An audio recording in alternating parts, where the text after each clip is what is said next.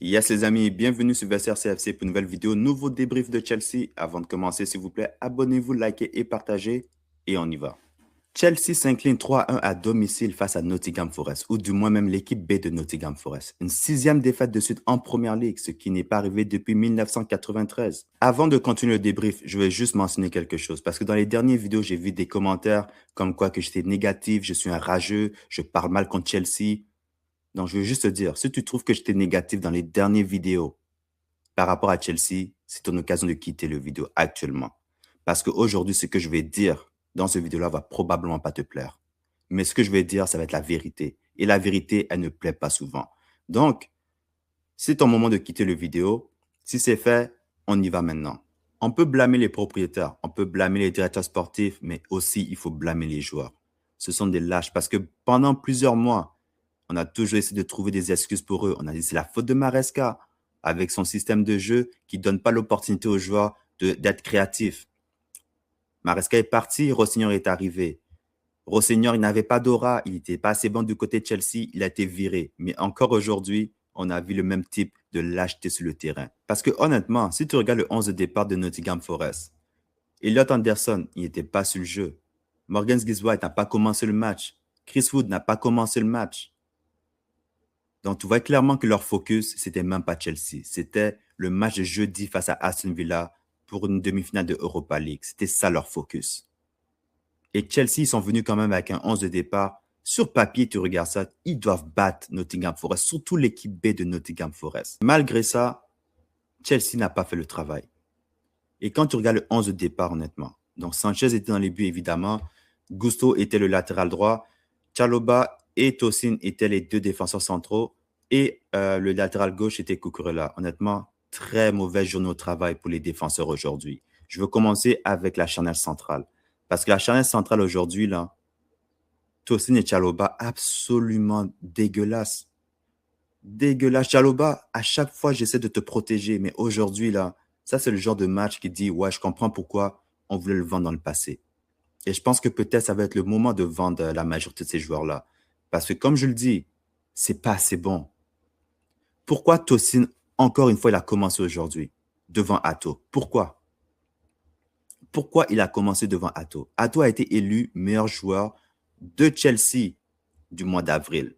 Dans les dernières semaines, s'il y avait du positif du côté de Chelsea, c'est Joral Atto. Mais il ne peut pas commencer devant Tosin. Vous voulez m'expliquer c'est quoi qui se passe? Il est blessé? Parce que c'est pas normal. Actuellement, j'ai vraiment l'impression qu'on récompense la médiocrité. Il n'y a pas une autre explication par rapport à ça. Cucurella, il s'est fait absolument détruire par Bakwa aujourd'hui. Et Cucurella, depuis plusieurs semaines, c'est très compliqué sur le terrain. Est-ce que c'est un manque de motivation ou bien c'est quoi qui se passe? Parce que les performances qu'on voit de Cucurella, c'est les mêmes performances qu'on voit de lui au début, ou même les fans le huaient, parce que ces performances n'étaient pas assez pour un joueur qu'on a acheté 60 millions d'euros. Et aujourd'hui, Cucurella est revenu à ses mauvaises habitudes. Trop passif, trop facile à te battre à un contre un. Et la majorité des actions dangereuses venaient de son côté. Donc, honnêtement, je pense que juste Cucurella, c'est un des joueurs aussi qui a abandonné. Malheureusement, je pense que lui aussi, c'est un des types de joueurs qui va se casser l'été prochain parce que sa tête n'est plus du côté de Chelsea. Et après ça, au milieu de terrain, tu as Lavia et Caicedo. Honnêtement, je ne trouve pas qu'ils étaient le problème aujourd'hui, mais n'étaient pas la solution non plus. Après son attaque, tu avais Cole Palmer qui était sur le côté droit. Cole Palmer, on va reparler, croyez-moi. Après ça, tu avais Enzo Fernandez en tant que numéro 10 et tu avais Jesse Derry qui faisait ses débuts aujourd'hui parce que Pedro Neto et Garnacho, supposément, ils étaient blessés, ils n'étaient pas assez en forme pour commencer le match d'aujourd'hui. Et l'attaquant de pointe aujourd'hui, c'était João Pedro. Et aujourd'hui, ça a pris seulement 2 minutes pour que le match soit déjà terminé. Et comme je l'avais mentionné un petit peu plus tôt dans la vidéo, cette action-là est venue du côté de Marco Cucurella, qui a eu vraiment une soirée très, très difficile aujourd'hui. D'après moi, le match était déjà mort à la 2e minute lorsqu'on a encaissé. Mais quelques minutes plus tard, Malo Gusto est venu s'assurer vraiment que Chelsea n'avait aucune chance dans ce match-là. Parce que c'est lui qui a causé le penalty. Et puis ça, c'est un penalty sans équivoque. J'aurais même donné un carton rouge à Gusto sur cette séquence. Ça nous aurait sauvé de ne pas le voir pendant les 3 prochains matchs. Parce que ce genre d'erreur-là, ça arrive trop souvent avec Gusto.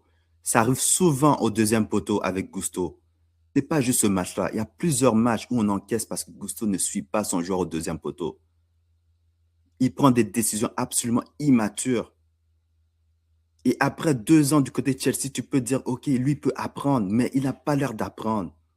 Il n'a pas l'air d'apprendre. On a beaucoup de joueurs qui sont nonchalants. Et c'est là que je rejoins French PL quand il dit qu'il faut vendre Gusto cet été. Honnêtement, je pense que c'est le bon moment. Il y a beaucoup de joueurs là que c'est le bon moment de les vendre parce que ce que je vois actuellement, c'est pas rassurant. Puis l'année prochaine, je veux pas me taper encore ce genre de performance de Gusto. Il est de son côté, Jesse Derry a fait ses débuts aujourd'hui. Honnêtement, il a apporté quand même un vent d'air frais aujourd'hui parce que quand j'ai vu son nom, c'est la feuille de départ. J'étais très excité de voir qu'est-ce qu'il pourrait apporter. Parce que Garnacho, Neto, on sait qu'est-ce qu'ils ont apporté dans la dernière semaine. Rien. Et là, Jesse Derry, je pense que c'est tombé au bon moment pour lui d'avoir l'occasion du côté de Chelsea. Mais son premier match ne s'est pas passé comme prévu pour lui. Parce qu'il a eu un choc quand même assez violent lors de la deuxième mi-temps. Et il a dû être écarté en civière. Mais ça a été confirmé qu'il a été à l'hôpital et tout a été confirmé que tout est bon avec lui. Donc, c'est une bonne nouvelle. J'espère maintenant qu'il va bien récupérer et être prêt pour la prochaine saison parce que je pense qu'il va vraiment avoir une partie à jouer maintenant dans le futur de Chelsea. Donc, mais aujourd'hui quand même, avant de quitter le terrain, il a laissé sa marque. Il a créé un penalty pour Cole Palmer. Et c'est là qu'on va parler de Cole Palmer. Parce que d'après moi, Cole Palmer, il est fini. Il est fini. On a trouvé toutes les excuses pour lui. On a dit c'est parce qu'il est fatigué, c'est parce qu'il est blessé, c'est parce que l'entraîneur ne sait pas où le jouer. Il est juste éclaté.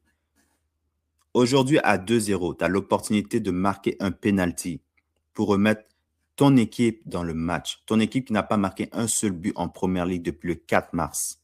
Et tu décides de prendre un penalty de tocard. Tu décides de prendre un penalty de tocard. Donc déjà, la Cole Palmer, moi, dans mon 11 de départ, je ne l'avais pas mis dans mon avant-match, dans mon 11 de départ. Je ne l'avais pas mis, pourquoi? Parce que c'est ce genre de performance. J'ai l'impression que Cole Palmer, on joue avec un joueur de moins sur le terrain. On joue avec un joueur de moins sur le terrain quand Cole Palmer est là. Et il ne devrait plus jamais prendre de penalty quand Joao Pedro est sur le terrain. Joao Pedro s'est rendu l'homme de la situation du côté de Chelsea.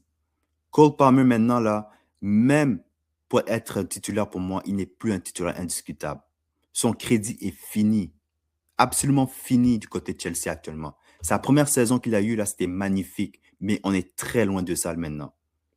On est vraiment loin de ça. Dans ses 11 derniers matchs, il a joué 766 minutes. Donc, clairement, il n'est pas blessé, il n'est pas fatigué.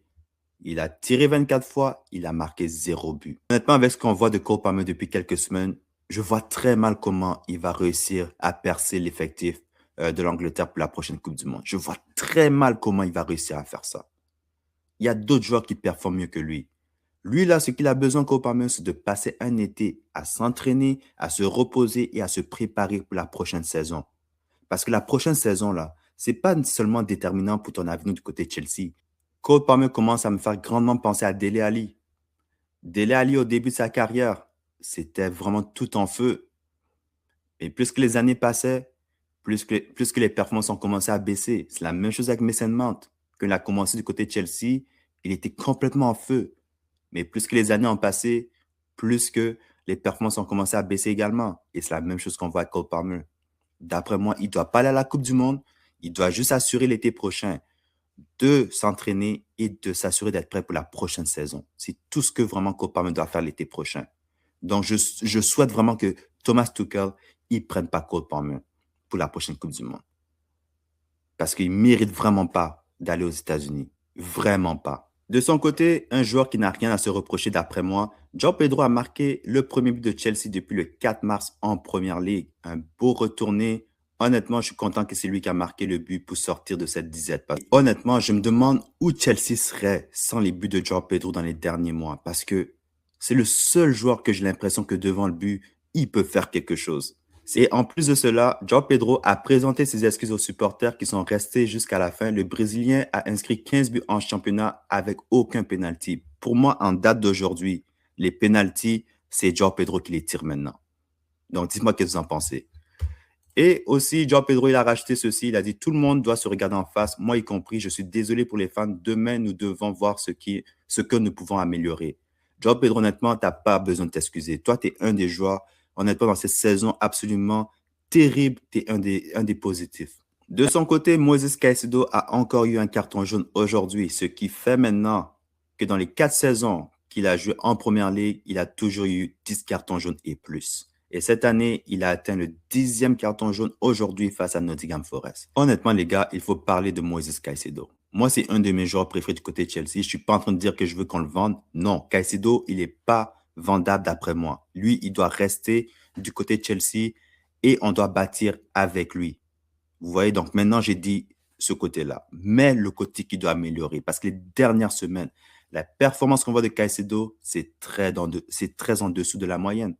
C'est très en dessous de ce qui nous a habitués dans le passé. Est-ce que c'est parce que autour de lui, il sent que les joueurs ont abandonné? Est-ce que c'est parce qu'il est blessé? Ou bien c'est quoi qui se passe avec Caicedo? Parce que ces performances-là, il peut nettement mieux faire. Et aussi, il doit améliorer sa situation avec les cartons jaunes. Parce que 10 cartons jaunes, c'est absolument une dinguerie. C'est une dinguerie. Et là, si tu calcules même tous les cartons qu'il a eu depuis qu'il est arrivé du côté de Chelsea, on parle de, il a fait 10, 21, 33 cartons jaunes en 3 saisons. C'est absolument incroyable. Il faut vraiment qu'il trouve un moyen de se calmer avec ses cartons jaunes parce que c'est un des leaders dans ce club-là. Ou du moins, il doit être un des leaders. Je n'ai pas besoin qu'il soit un leader vocal ou quoi que ce soit, mais vraiment l'exemple sur le terrain, c'est important que Caicedo, il soit un des joueurs qui montre l'exemple. Donc, dites-moi, qu'est-ce que vous en pensez? Également, je voulais parler de quelque chose que moi, j'ai vu même directement en live lorsque je regardais le match et ça ne m'a pas plu. Ça ne m'a pas plu. Depuis plusieurs semaines, depuis plusieurs mois, j'ai toujours eu un doute par rapport à Rich James. Pas en tant que joueur de foot, mais en tant que leader. Parce qu'en tant que leader, c'est pas nécessairement toujours ton meilleur joueur dans l'équipe, mais c'est quelqu'un qui a un caractère, quelqu'un que dans certains moments, il va prendre responsabilité. Et aujourd'hui, malheureusement, Rich James, encore une fois, il m'a montré que c'est pas un leader. Parce que à 3-0, pourquoi tu es en train de rire sur le banc? Pourquoi tu es en train de rire sur le banc à 3-0? Il y a des gens qui vont me dire, mais Mike, t'abuses. Peut-être c'était une demi-seconde, même si c'était une demi-seconde. Il n'y a rien de drôle. Tu perds 3-0 à domicile face à l'équipe B de Nottingham Forest. Et tu trouves le moyen de rire. Comme je dis, je ne suis pas en train de parler des habiletés de joueur de football de Rich James. Je suis en train de parler de ses capacités de leader. Et ça, aujourd'hui, là, quand tu vois ce genre d'image-là, ça te montre qu'il n'y a rien de sérieux dans ce vestiaire-là. Il n'y a personne qui va aller parler à Gusso après pour lui dire, bro, pourquoi tu as fait cette faute dans la surface de réparation?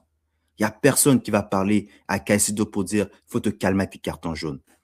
Quand tu regardes la réaction de Rich James et tu regardes la réaction de Thiago Silva qui était au match aujourd'hui face à Nottingham Forest, est-ce que tu peux voir, c'est quelqu'un qui va s'asseoir sur le banc et puis rire quand son club perd 3-0? Il ne joue même plus au club, mais tu vois que la défaite lui fait mal. La défaite lui fait mal. C'est des joueurs comme ça qu'on a laissé partir. Pourquoi? Pour des bébés gâtés. Des bébés gâtés, des enfants qui ne prennent même pas responsabilité. Et pour moi, pour de vrai, comme je dis, c'est pas Chelsea ça. Donc avant de venir me traiter de négatif là, regarde tout ça. Et puis essaie de te demander s'il y a vraiment quelque chose de positif du côté de Chelsea. Et la bonne nouvelle du jour, c'est Lival Colwill qui est de retour. Son dernier match était lors de la finale de la Coupe du Monde des clubs. Et là, il a joué son premier match de la saison en date du 4 mai. Honnêtement, je suis content qu'il soit de retour, mais je pense pas que c'était nécessaire de le faire jouer aujourd'hui. Je pense que vous aurez pu donner des minutes à Josh Achepong ou à Mamadou Sarr. Faut pas risquer Colwill. Parce que si on le perd encore avant le début de la prochaine saison, ça, c'est déjà un énorme problème. Donc, protégez-le au maximum. Au maximum, s'il vous plaît. Il ne faut pas qu'il se blesse. Mais je suis vraiment content qu'il soit de retour. Donc, ceci conclut l'actu autour de Chelsea. Donc, nouvelle défaite, cette fois-ci face à Nottingham Forest. Donc, dites-moi dans les commentaires qu'est-ce que vous avez retenu de ce match-là. Et aussi, est-ce que vous pensez que Cole Palmer, il est fini? Abonnez-vous, likez, partagez. Et on se retrouve dans une prochaine vidéo. Peace.